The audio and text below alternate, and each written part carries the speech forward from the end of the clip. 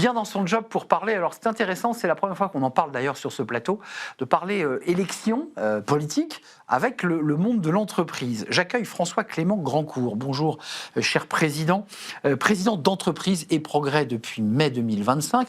Et vous avez sous le bras une étude, alors que je trouve très très intéressante, puisque le think tank Entreprise et Progrès, avec le sondeur Odoxa, a sondé les cœurs, justement pour savoir s'il fallait que les entreprises incitent les salariés à aller voter et en demandant l'avis aux Français. Intéressant, puisque les Français, majoritairement, je trouve ça plutôt légitime.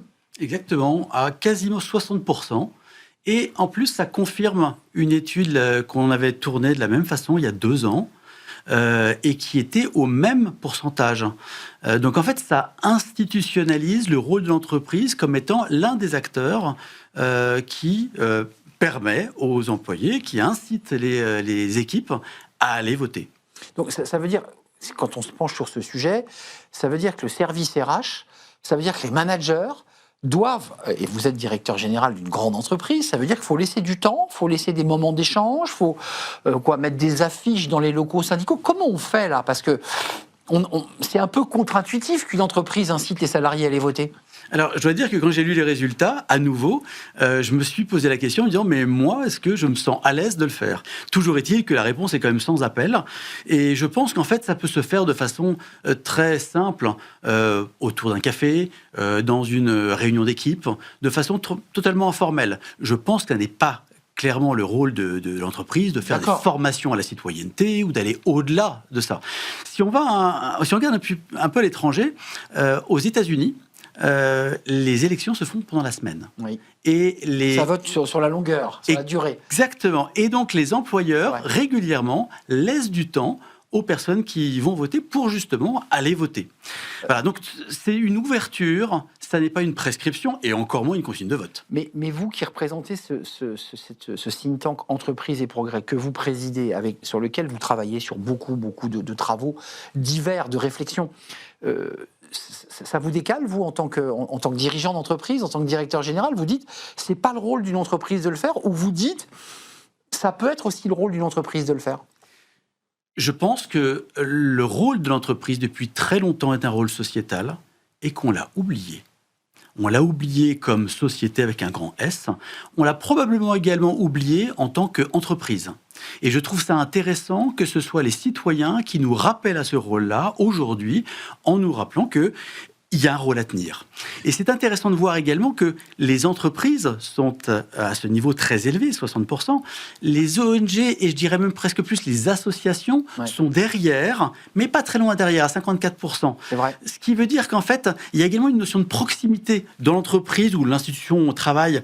On a une proximité, comme avec l'association locale. Quand on va plus loin avec des politiques plus nationaux, ça semble quand même beaucoup plus difficile. Je vous paraphrase, mais l'étude dit les entreprises demeurent aujourd'hui l'acteur jugé le plus crédible, ça c'est intéressant, pour changer les choses en France.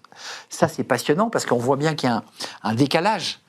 C'est plus la puissance publique, les politiques aujourd'hui sont démonétisés, les journalistes, on l'a vu récemment, sont en bas de la confiance des Français. L'entreprise reste forte. Ça, c'est intéressant. L'entreprise reste forte et je dirais, en fait, je citerai un sociologue, François Dupuis, grand sociologue d'entreprise, qui, en fait, disait, et puis une discussion que j'ai eue avec lui et un anthropologue, et en fait, il me disait une chose, dans certains moments, quand notamment les entreprises ont des grandes réorganisations, il se passe un phénomène qui est que le poids de l'équipe proche augmente et la confiance dans l'organisation diminue.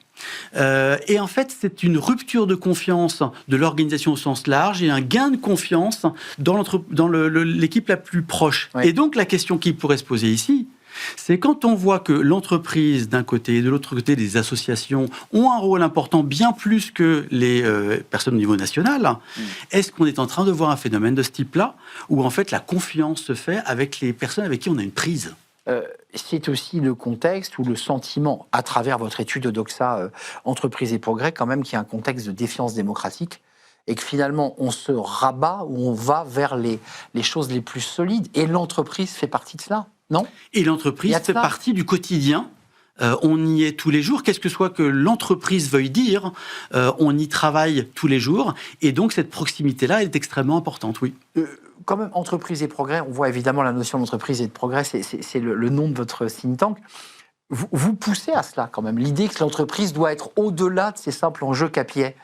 Et que ce n'est pas qu'une entreprise qui fait de l'argent et crée de la valeur, c'est ce que vous portez aussi. Exactement. En 1969, quand Entreprise et Progrès a été créé par les deux fondateurs, les DG de L'Oréal et de Danone, le principe était que le profit de l'entreprise doit être mis au même niveau que les équipes, le rôle central des équipes dans l'entreprise, et la troisième chose, le développement durable, en 1969.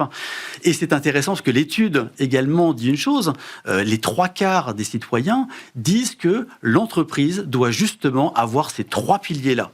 Donc, on est encore sur les mêmes dimensions qui étaient importantes à l'époque par les fondateurs. Il y a plus de 50 ans.